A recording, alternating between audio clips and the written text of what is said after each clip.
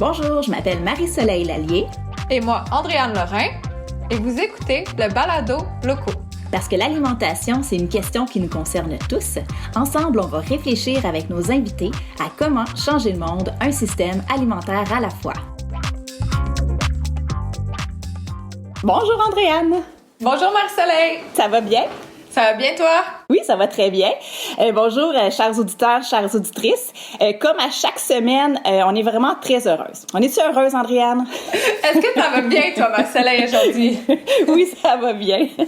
Fait qu'on est particulièrement heureuse cette semaine parce que l'épisode va vraiment porter sur des solutions concrètes qui sont accessibles à pas mal n'importe quel citoyen, citoyenne, que vous soyez en région, en ville, que vous soyez agriculteur, que vous soyez ingénieur de formation. Vous allez voir que les propositions dont on va parler aujourd'hui, c'est des solutions accessibles qu'on va faire ensemble en collectivité. En fait, on va parler des FUSA. Si vous avez écouté les épisodes précédents, on en a déjà parlé en fait. C'est des fiducies d'utilité sociale agricole. Et pour en discuter aujourd'hui, on va recevoir Hubert Lavallée. Quand je vous dis que c'est accessible à tout le monde, là, Hubert, il est ingénieur de formation. Puis, il a travaillé dans le domaine de l'efficacité énergétique puis de l'environnement sain dans les bâtiments. Mais depuis 2008, il est président de Protectaire. Donc, aujourd'hui, en fait, il va nous expliquer un peu c'est quoi Protectaire et comment le modèle de FUSA peut nous permettre de préserver puis de protéger à perpétuité notre patrimoine agricole biologique au Québec.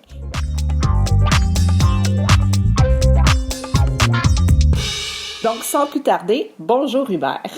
Bonjour Marie-Soleil. Ça va bien?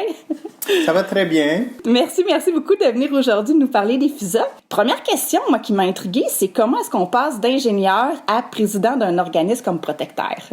C'est une question intéressante, mais c'est pas en tant qu'ingénieur que je suis devenu président de Protectaire, c'est en tant que consommateur. OK. Et il arrive que dans le début des années 2000, avec des jeunes enfants, moi et mon épouse, on a décidé de soigner notre alimentation. Et on dînait chez des amis quand ils nous ont parlé des fameux paniers bio.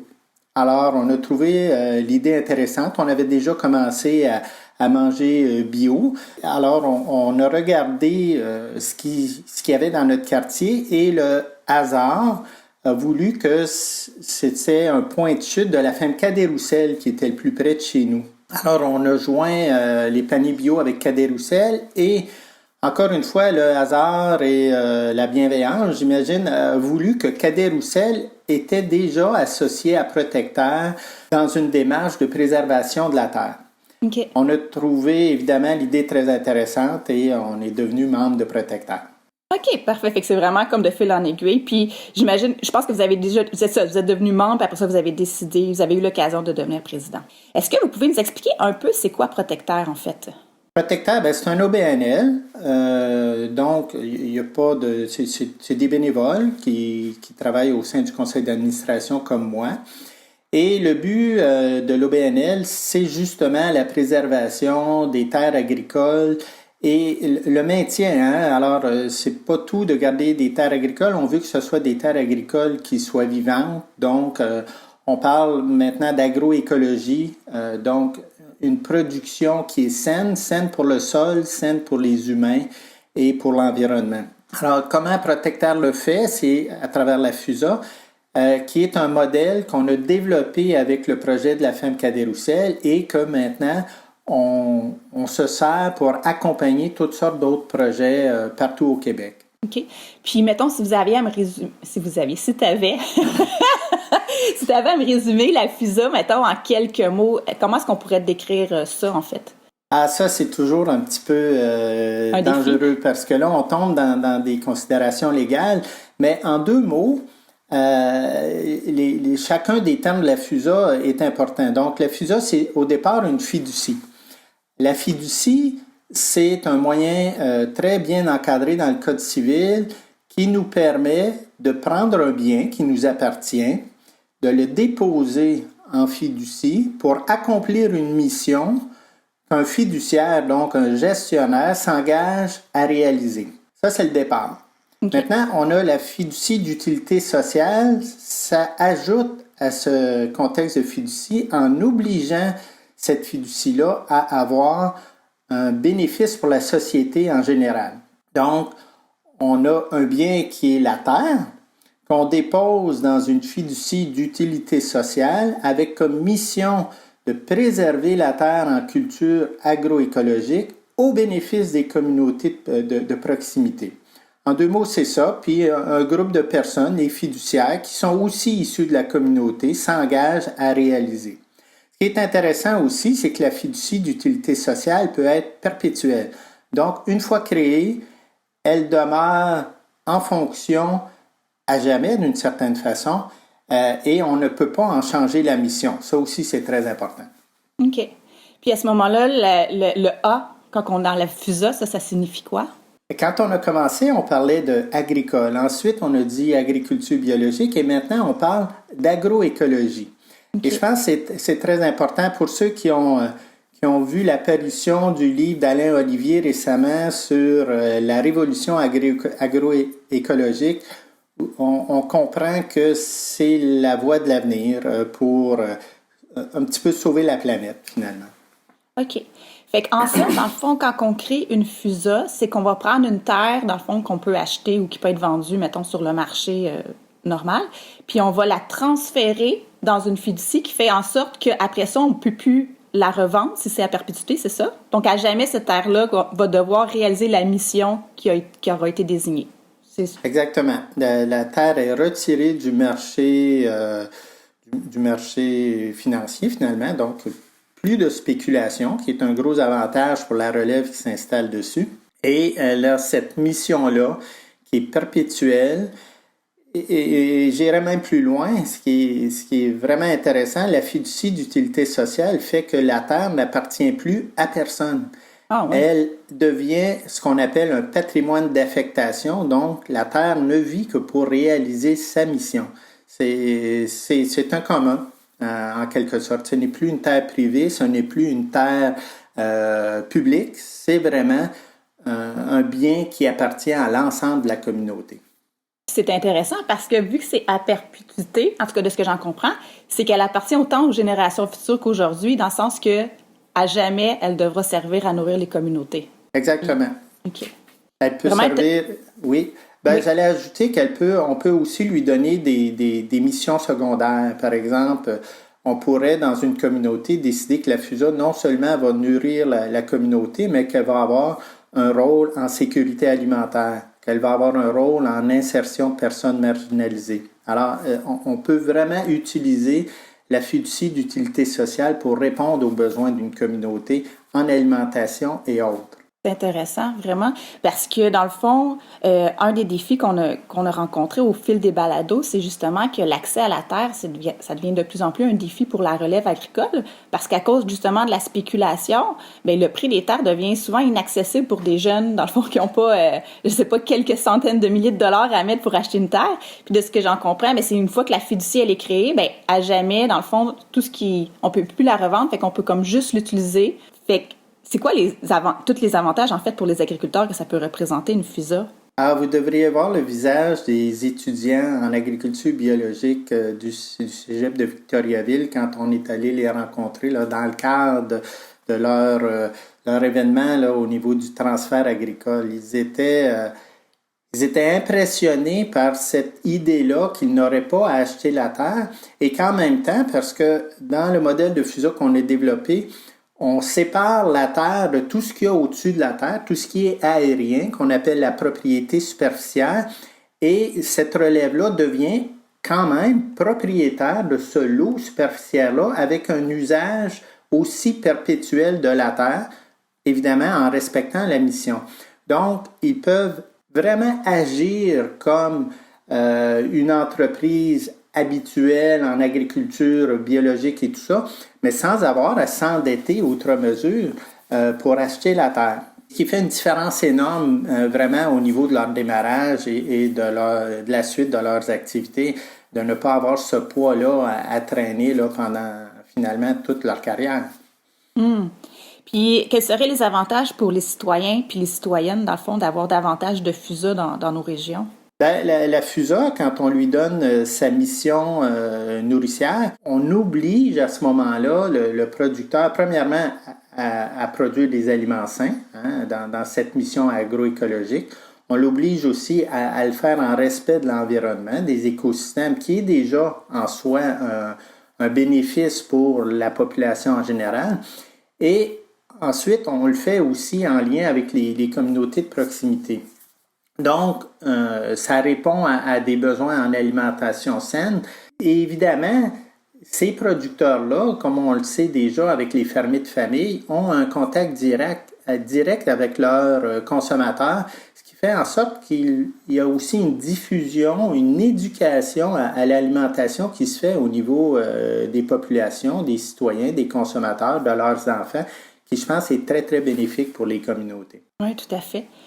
Puis, là, je pense que ça semble quand même évident, mais les avantages pour la nature, c'est l'aspect, comme tu disais, agroécologique, c'est-à-dire que ça impose des méthodes de production, une philosophie, un rapport à la terre qui est dans la régénération, qui est dans la restauration de la vie, puis qui est peut-être pas dans une perspective là, d'exploitation ou d'agriculture industrielle. Est-ce qu'on pourrait avoir une FUSA en agriculture plus conventionnelle ou le terme agroécologique vient comme vraiment plus encadrer les pratiques? Et dans ce que nous, on accompagne, on tient à ce que la fiducie d'utilité sociale soit agroécologique. Donc, okay.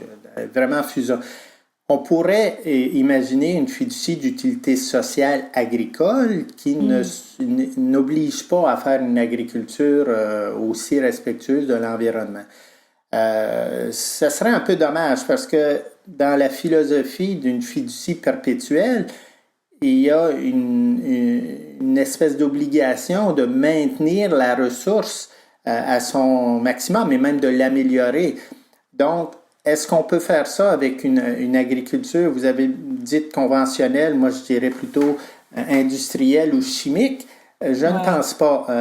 On voit les limites de l'agriculture chimique sur les sols en ce moment. On voit les limites de l'agriculture, de la monoculture au niveau de la biodiversité, au niveau du maintien même juste du sol comme tel, hein, de l'érosion et de ces choses-là. Alors non, je ne pense pas qu'on devrait utiliser une fiducie d'utilité sociale autre que dans un contexte agroécologique. Bon, vous n'avez pas besoin de me convaincre, inquiétez-vous pas. Dernière petite question, avant qu'on rentre peut-être dans des exemples concrets de FUSA au Québec. Pour les gens qui sont en ville, je pense que, est-ce que le concept de FUSA peut aussi s'appliquer quand on n'a pas un territoire? Autrement dit, est-ce que ça pourrait s'appliquer, je ne sais pas, moi, une cuisine collective, à des installations de transformation? Est-ce qu'il y aurait moyen pour un citadin de dire, bien, je veux utiliser le contexte de FUSA, mais sans avoir accès à une terre, mais je voudrais quand même m'assurer qu'on puisse avoir des infrastructures qui servent à nourrir les communautés? Je te remercie pour ta question parce que oui, la fiducie d'utilité sociale peut s'appliquer à toutes sortes de biens.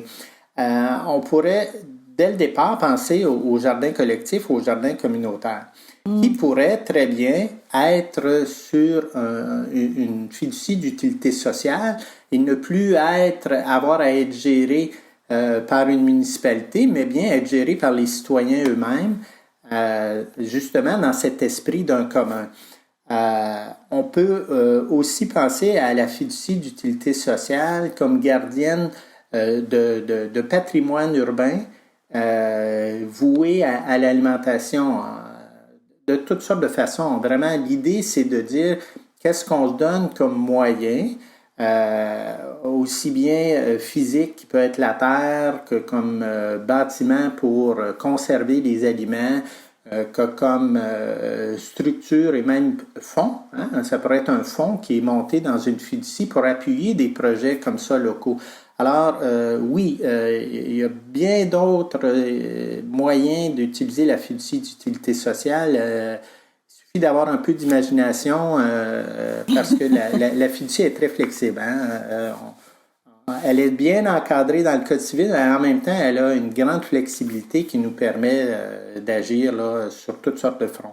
Mais tu parlais, puis là, j'ai une idée qui est venue, je vais la partager, mais c'est peut-être ça fait pas de sens, mais je me disais, on voit de plus en plus des ruelles vertes apparaître à Montréal. Puis je me demandais, est-ce qu'il y aurait possibilité de créer des fuses de ruelles vertes qui auraient pour mission de nourrir les communautés locales? Fait que de se dire, OK, on débétonne, on décontamine la ruelle, on remplace ça par des arbres fruitiers, par des bacs, puis des trucs, puis à perpétuité, dans le fond, ces ruelles-là devront servir, par exemple, à offrir de la verdure, de la fraîcheur en ville, mais aussi offrir des bacs de culture puis d'alimentation pour les citoyens. Est-ce que c'est quelque chose qui est complètement saugrenu ou qui pourrait faire sens?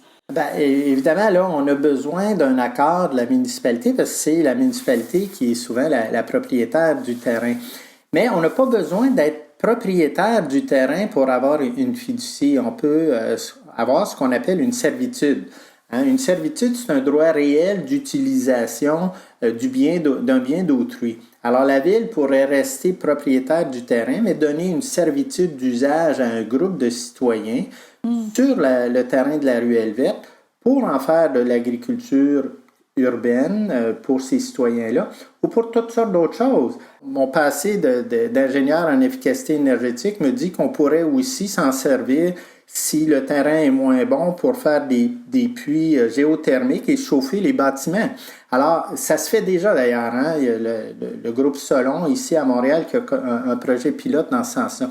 Fait que oui, ces terrains-là qui sont publics pourraient devenir utiles pour des fiducies d'utilité sociale urbaine au bénéfice des citoyens. Des fusus. Des fusus, exactement. Puis, dans le fond, ce qui m'a fait penser à ça, c'est qu'à un moment donné, je me cherchais un appartement dans Huntsic, puis par hasard, je suis arrivée sur une ruelle où la forêt n'avait jamais été coupée. Puis probablement qu'on doit le voir sur Google Maps, là. Donc, on rentrait dans la ruelle et on était dans une forêt. C'était incroyable. On n'entendait plus la ville, on n'entendait que des oiseaux, tout ça. Et je me disais, imaginons Montréal, si toutes les ruelles, c'est des forêts matures de 25 ou 30 ans, à quel point ça change complètement l'image de la ville, là. Ben moi, je suis plus fou que toi, Marie-Soleil. Moi, j'imagine que non seulement des ruelles pourraient être transformées, mais des rues entières. Parce qu'on on commence à penser à des rues piétonnes, mais pourquoi pas penser à des rues agricoles? Évidemment, le béton et tout ça, puis les infrastructures qu'il y a dessous, on doit penser à tout ça, là, mais je suis certain qu'il y a des possibilités là aussi. Oh my God, ça serait trop hot! OK, fait que j'espère que ceux qui nous écoutez, vous avez envie de passer à l'action, là, puis qu'on va entendre ça comme demande aux prochaines élections municipales. Fait que si on revient à des exemples concrets qu'il y a au Québec, j'aimerais ça qu'on passe au travers différents exemples. En pré-entrevue, dans le fond, tu m'avais parlé que, bon, qui peut créer des fusas? Il y avait notamment les producteurs bio qui pouvaient créer une fusa. Fait que je sais pas si tu pourrais me donner comme un exemple d'un produit. Ben, les premières fusas qui ont été créées l'ont été effectivement par des producteurs bio. La Femme Caroussel, en bio et dans leur cas en biodynamie, a été la précurseur là-dedans. Mais quand ils l'ont fait, il y avait d'autres producteurs au Québec, les précurseurs, qui regardaient qu'est-ce que ça allait donner. Je pense à la Vallée des Prairies, qui est devenue la deuxième fusa là, dans Chaudière-Appalaches. Je pense à Sage-Terre, près du Bic, qui est une fusa là, depuis maintenant 2 ans. Je pense à la ferme des Arpents Roses dans la Naudière. Alors, ça, c'est tous des propriétaires qui se sont dit, dans la même philosophie, je n'ai pas besoin d'être propriétaire de la terre et la relève n'a pas besoin d'être propriétaire de la terre. On veut que ce qu'on a fait comme agriculture bio soit perpétué pour les générations futures. Alors, ça, c'était les premiers. Maintenant, depuis, on voit un mouvement, puis peut-être que la pandémie a aidé là-dedans, un mouvement citoyen de dire aussi pourquoi est-ce qu'en tant que citoyen, qu'organisme citoyen, on ne pourrait pas se servir de terre pour répondre à des besoins de la communauté. Et là, le meilleur exemple que j'ai à donner, c'est à Mascouche, une productrice qui a regroupé un paquet d'organismes citoyens en sécurité alimentaire, en alimentation saine, des gens en environnement et tout ça, pour dire on devrait acheter une terre et répondre aux besoins. Ça s'appelle le projet 33 hectares qui est maintenant en marche, qui vise à faire une fusa contrôlée par les citoyens pour les citoyens à perpétuité. C'est vraiment un projet exceptionnel qui devrait, à notre avis, être répété dans beaucoup, beaucoup de communautés au Québec. Wow! Ben, c'est vraiment inspirant, puis c'est ça, je trouve ça intéressant de voir à quel point la FUSA peut regrouper des communautés locales, des organismes qui œuvrent en sécurité alimentaire, de la relève agricole. Tu sais, je trouve que c'est vraiment comme quelque chose qui est très mobilisateur, en fait, puis qui se passe au niveau aussi d'une municipalité. Parce que, tu sais, des fois, quand ça demande peut-être d'avoir la collaboration peut-être du provincial ou du fédéral, on sent que c'est moins accessible, mais je trouve qu'au niveau des gouvernements locaux, des arrondissements, des municipalités, quand tu arrives avec un projet comme ça, il me semble qu'il doit y avoir beaucoup plus d'ouverture puis de facilité justement à adapter la réglementation pour permettre justement des projets comme ça. Les municipalités sont pris un petit peu entre l'arbre et l'écorce parce que pour les municipalités, souvent, le dézonage agricole va amener plus de taxes. Hein? Les municipalités sont dépendantes des taxes foncières pour boucler leur budget. Mais d'un autre côté, c'est la vitalité des terres environnantes aux municipalités qui va souvent garder justement cette vitalité. Ce qui fait en sorte que, tu as raison, on a aussi des municipalités et des MRC qui nous ont contactés pour en connaître plus sur le modèle des FUSA et qui sont, à l'heure où on se parle, en train de monter des projets pour utiliser des terres municipales à des fins de répondre aux besoins de la population. Ah oui. De différentes façons. Hein. Évidemment, le FUSA n'est pas la seule façon. Je pourrais prendre le cas de la municipalité d'Alma qui a donné une terre à un groupe de citoyens pour en faire et des jardins communautaires, mais aussi pour faire de l'agriculture, pour répondre aux besoins de la population locale et même pour faire de la recherche sur les espèces rustiques là, dans le coin pour aider à la biodiversité et tout ça. Mais plus récemment, des villes autour de Montréal nous ont contactés et ont dit, ça serait, on a des terres disponibles, on veut qu'elles soient disponibles pour des agriculteurs, mais on veut pas qu'il y ait n'importe quel type d'agriculture qui se fasse là-dessus. Alors, l'idée de la FUSA est vraiment intéressante là, pour ces municipalités-là. Et est-ce que tu en vois aussi au niveau plus régional, par exemple au niveau d'une MRC ou d'une région administrative? On voit de l'intérêt. Nous-mêmes, au niveau de la MRC de Lillet, où notre siège social est officiellement implanté, on a eu de l'argent qui nous est venu de la MRC pour voir la faisabilité d'une FUSA régionale. On a à ce jour-ci, identifier un certain nombre de propriétaires de terres qui seraient intéressés à créer une FUSA et à le faire justement d'une façon régionale pour, d'une part, diminuer les coûts, mais aussi répondre de façon commune à des besoins de la population, entre autres en sécurité alimentaire. On pense souvent que c'est seulement les grandes villes qui ont des problèmes de pauvreté ou de désert alimentaire, mais on le voit aussi dans les campagnes, ce qui est un peu ahurissant quand on sait que c'est là qu'on produit les aliments, puis parfois les citoyens des villages n'ont pas de points de service d'alimentation saine et n'ont pas de quoi nourrir toute leur population. C'est fou hein, quand on pense à ça. Ça me fait penser dans le fond, cette balado-ci, elle a été produite en collaboration notamment avec l'AIMF, qui est l'Association internationale des mères francophones. Puis on assistait à des travaux préparatoires pour leur rencontre annuelle.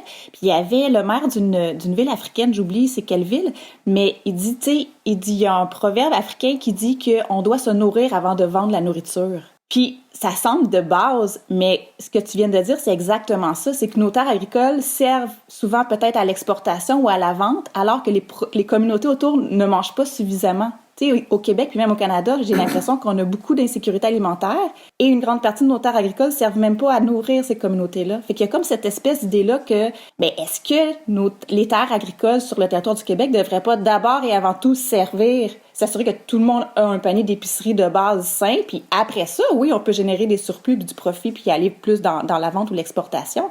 Mais revenir à l'idée que la base, il faudrait que localement, on soit capable de bien s'alimenter, tu sais.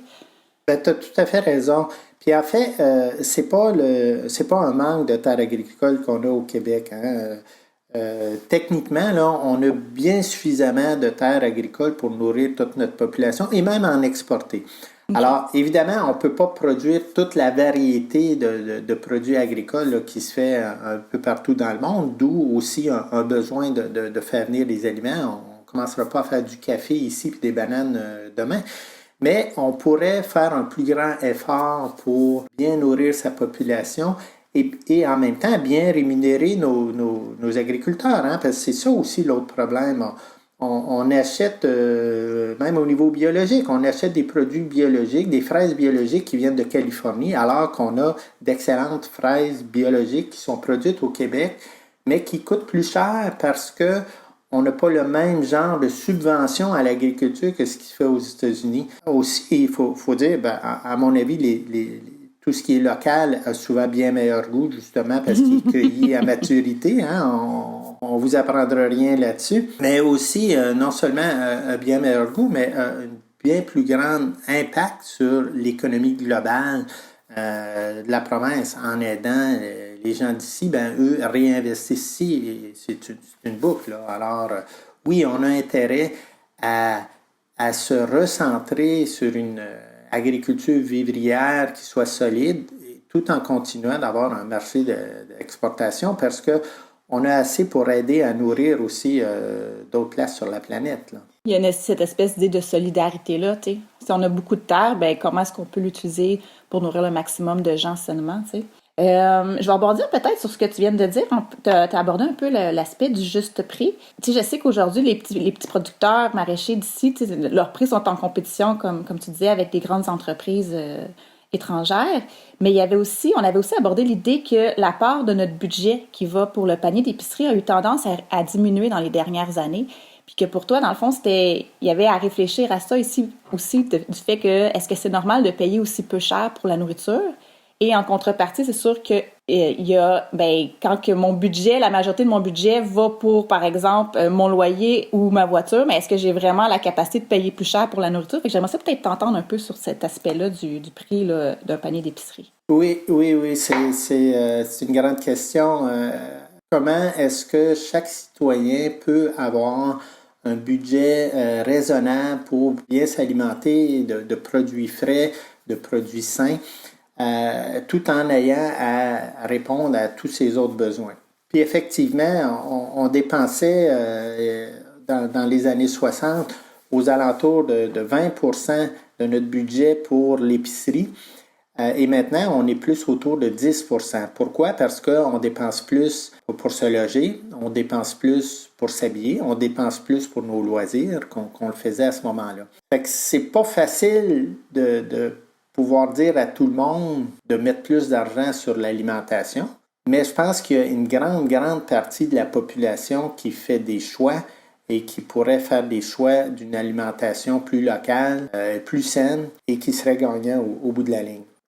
Personnellement, dans le contexte des crises environnementales qu'on vit et qu'on va subir, je suis de plus en plus en lien avec les mouvements de décroissance qui disent le bonheur ne se trouve pas à travers la consommation, il se trouve à travers les échanges qu'on a avec nos voisins, avec les autres citoyens.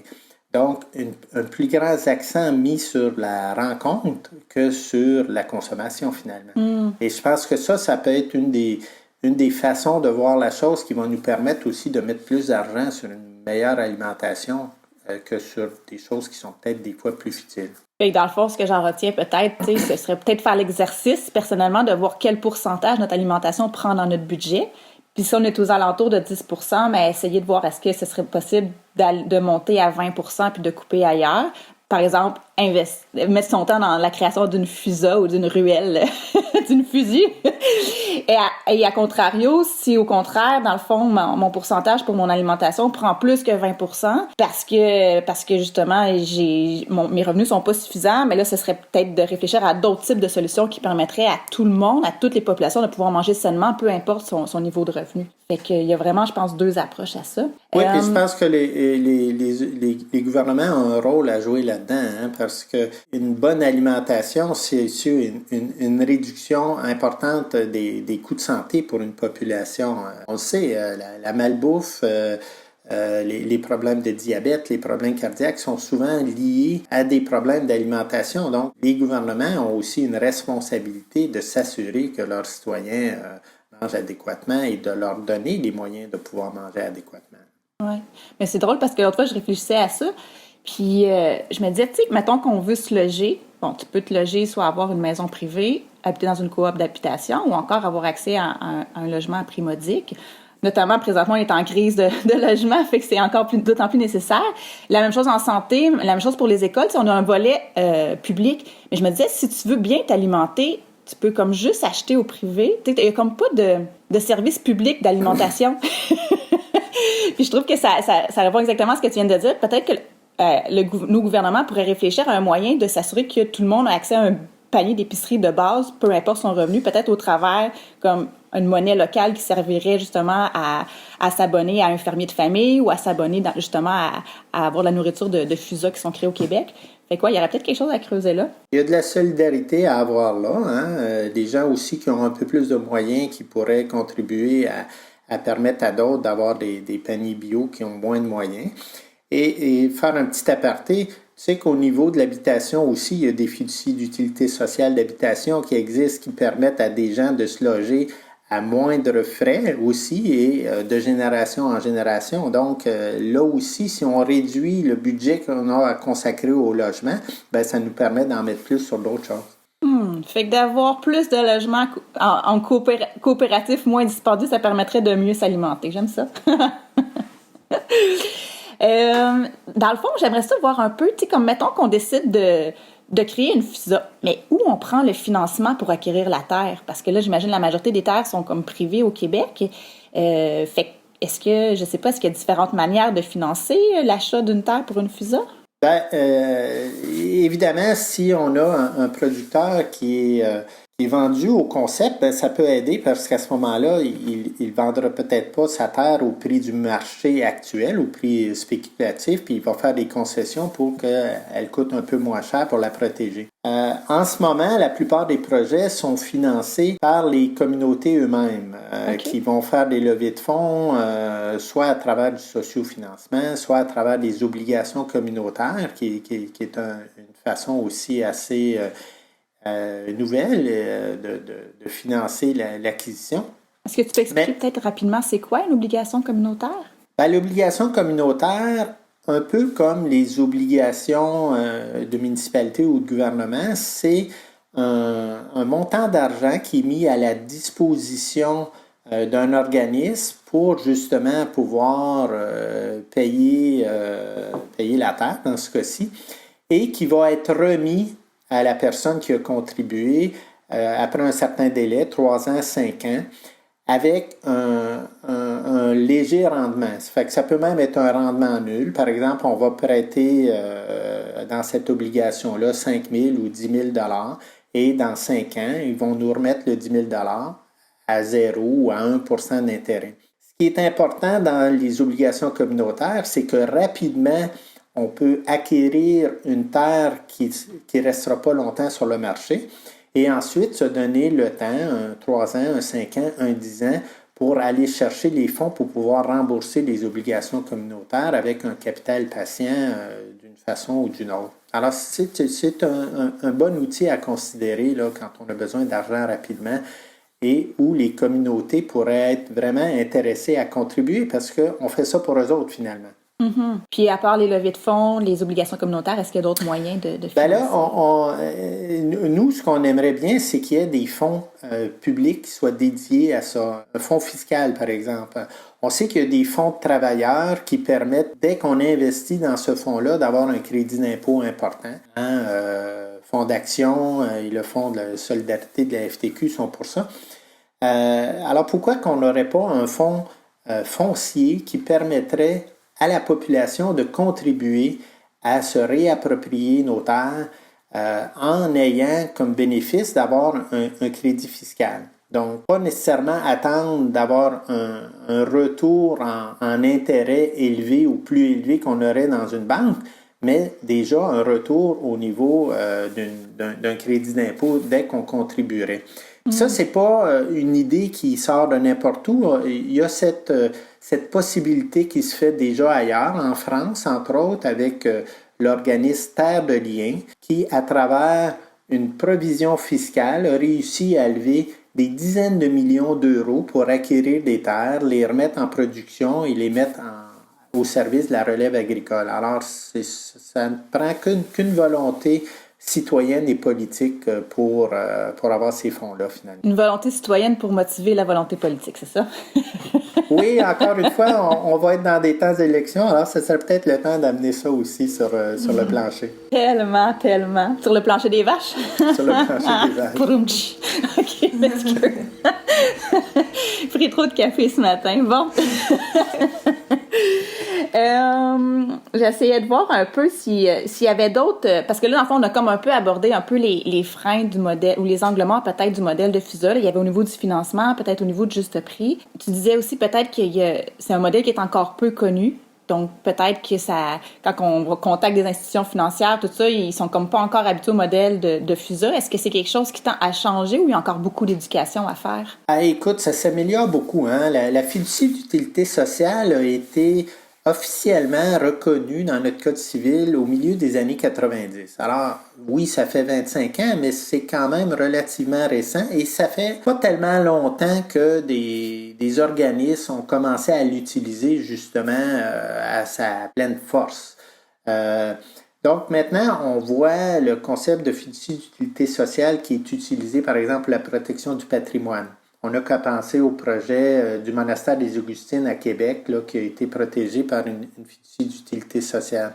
On le voit aussi au niveau environnemental, la fiducie des écosystèmes de Lanaudière, par exemple, qui protège nombre de terres, pas de terre, mais de terrains naturels là, dans cette région-là. Et comme je le disais, on peut l'imaginer très bien au niveau habitation. Milton Park, le quartier à Montréal, a une fiducie foncière qui lui permet là, de s'assurer que ça va rester des habitations coop dessus. Ça, alors, je pense que c'est la plus grande coop d'habitation en Amérique du Nord, hein?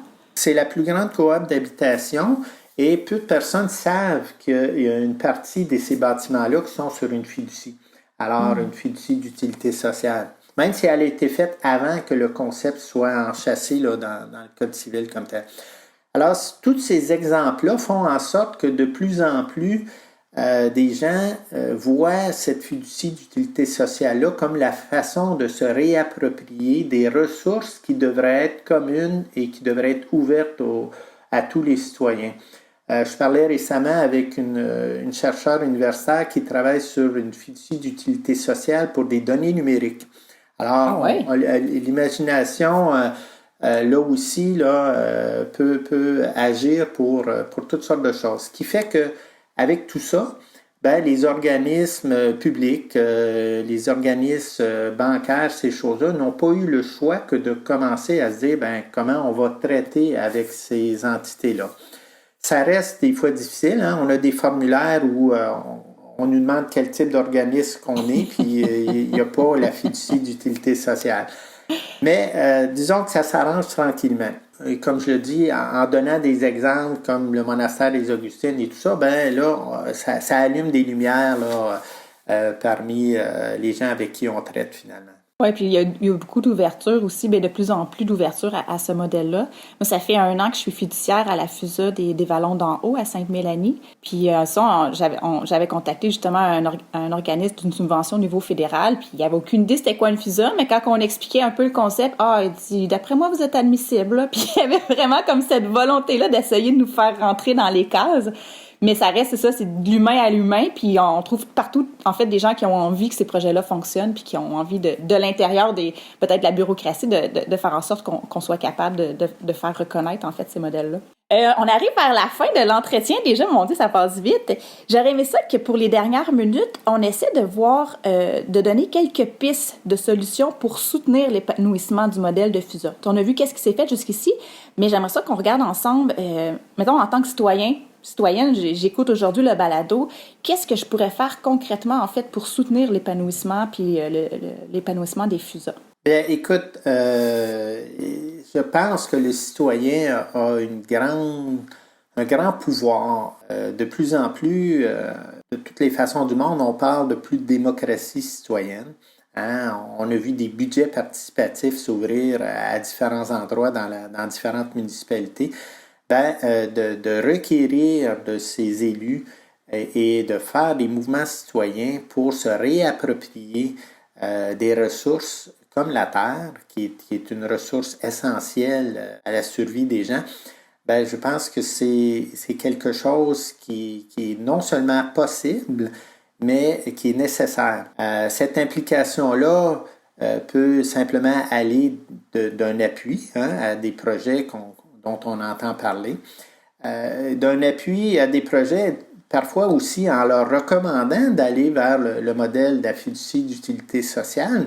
Récemment, je fais encore un aparté au niveau du site Louvain à Montréal.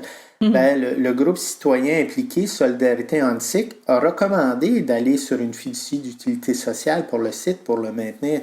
Alors, les citoyens peuvent s'approprier ce modèle-là en investissant du temps, en investissant de l'argent, parce que ça va prendre des sous pour faire ça, et ensuite en s'assurant que cette vocation-là qui est donnée à ces ressources-là, elle soit maintenue et qu'elle leur bénéficie réellement, parce que c'est pour ça qu'on fait ces fiducies-là.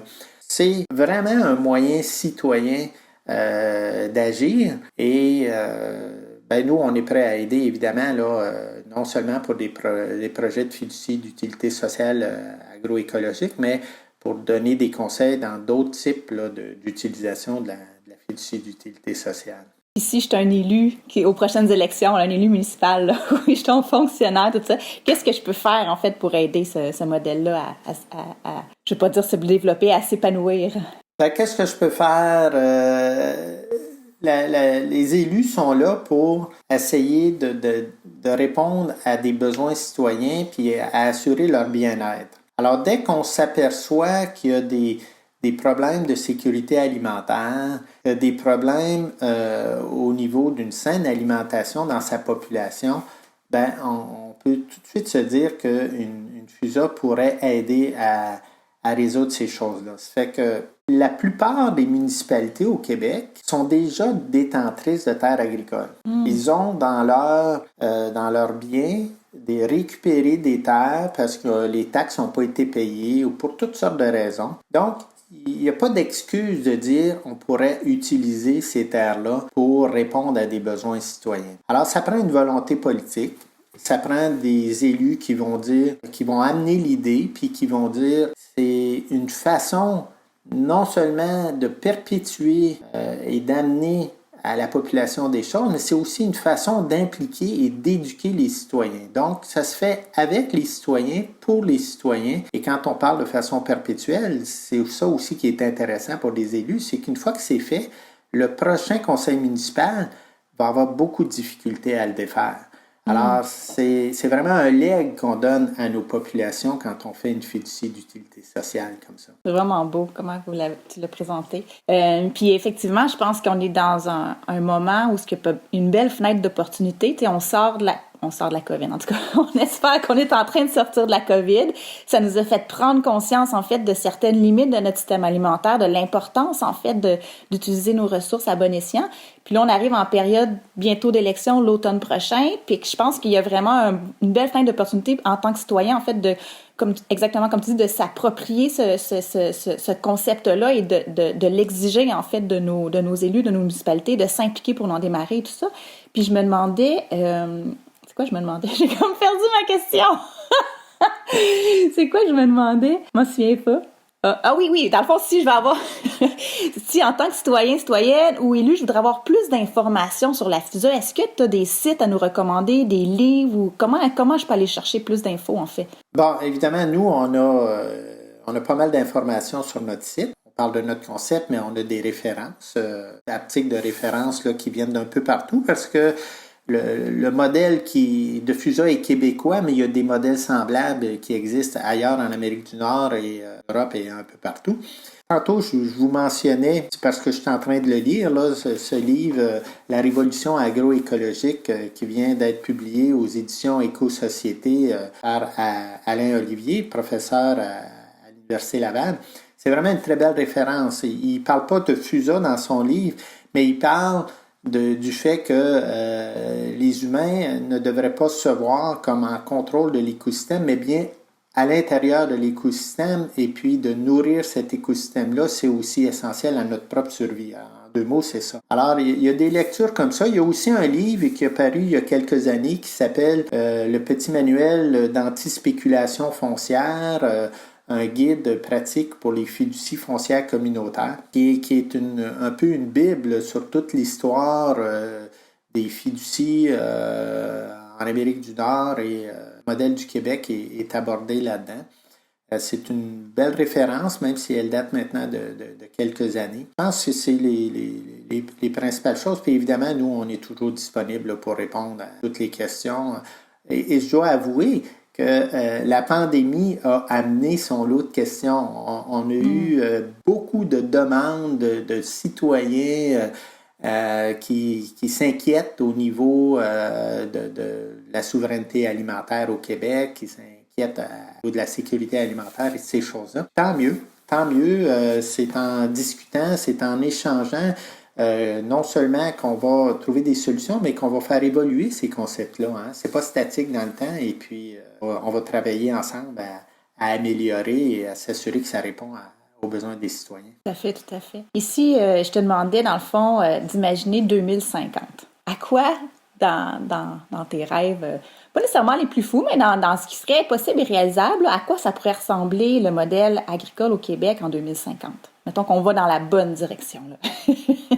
Écoute, je suis non pas ni agronome, ni spécialiste de l'agriculture, hein, on le sait.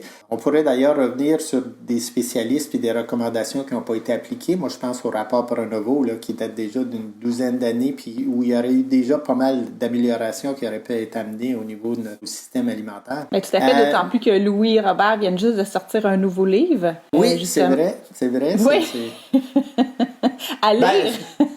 C'est clair que les agronomes ont un rôle à jouer. Hein? C'était tellement choquant d'apprendre et de réaliser qu'une bonne partie des agronomes étaient à la solde des compagnies de produits chimiques. Là. C'est pas comme ça qu'on va avancer vers l'agroécologie puis vers des pratiques qui sont plus respectueuses des sols, de l'environnement et tout ça. Là. Alors moi, en 2050, j'espère que ce mouvement vers l'agroécologie, hein, qui est en marche. Hein. On voit des organismes comme Régénération Canada qui font un travail fantastique là-dessus pour tranquillement amener des agriculteurs qui sont en agriculture plus industrielle et chimique vers des pratiques qui sont plus respectueuses de l'environnement. Alors j'espère que d'ici 2050, il va y avoir près de la moitié au moins des terres agricoles qui vont être cultivées dans un esprit agroécologique d'amélioration des terres et de respect de la terre et de l'environnement. J'espère aussi, on l'a mentionné tantôt, qu'il va y avoir une plus grande proportion de notre agriculture qui va être consacrée à nourrir notre propre population avec des produits frais de proximité et des produits sains. J'espère aussi qu'on va essayer d'amener plus de biodiversité dans le paysage agricole, qu'on va arrêter de ne penser que maïs, grains, soya et grandes cultures pour l'exportation ou pour, encore pire, des carburants ou d'autres usages là, qui ne sont pas nourriciers. Donc, une plus grande multidisciplinarité au niveau de l'agriculture, qu'on va laisser plus de place aux petits producteurs, qu'on va leur laisser aussi avoir de l'imagination pour répondre aux besoins des citoyens. Ça va peut-être devoir passer par une plus grande représentation au niveau des agriculteurs. Hein. Le syndicat unique a eu ses bienfaits, mais il y a ses limites aussi. Alors, c'est un peu tout ça. Puis ça va passer, évidemment, par des revendications citoyennes. Ben écoute, je trouve que ça termine vraiment bien notre conversation. Je pense qu'il en tient qu'à nous, en tant que citoyens, de s'impliquer, soit en faisant des dons à des FUSA, soit en adhérant à Protecteur, en devenant membre, soit en s'impliquant pour créer des FUSA, pour faire parler du projet, aller voir nos élus pour valoriser, en fait, pas ce projet-là, mais ce concept-là. On est dans une belle fenêtre d'opportunité, justement, pour avoir un impact, en fait, sur les promesses qui seront faites dans les prochaines élections. Donc, j'invite vraiment tous ceux et celles qui nous écoutent vraiment comme à vous approprier ça. Nous, épiceries locaux, c'est sûr que ça nous amène beaucoup à réfléchir comment est-ce qu'on peut supporter ce modèle-là en tant qu'épicière de quartier, de proximité. Je peux dire que dès aujourd'hui, on va devenir membre de Protecteur, puis on invite en fait toutes les autres petites épiceries de proximité à faire la même chose, donc à devenir membre de Protecteur pour vous supporter dans votre mission. Puis, merci beaucoup, beaucoup, beaucoup, Hubert, pour cette discussion-là. J'ai trouvé ça vraiment... je trouve que ça donne beaucoup espoir en l'avenir, mais en notre capacité aussi d'influencer le cours de l'histoire puis le cours de l'agriculture au Québec. Puis j'ai bon espoir qu'en 2050, là, tes prédictions vont être vérifiées. Bien, merci à toi, Marie-Soleil. Vous faites un excellent travail. Juste pour dire, les gens qui sont en ville, à Montréal, sur le plateau, il y a le budget participatif où on peut voter pour un projet où les commerçants vont avoir des contenants réutilisables à leur disponibilité. Là. Alors, ça va dans l'esprit de ce que vous faites aux épiceries locaux et espérons qu'il va y avoir plus de commerçants qui vont le faire dans cet esprit toujours de transition écologique. Je peux vous dire qu'Andréane, elle travaille fort là-dessus. Là. Un grand merci. Merci beaucoup. Merci beaucoup.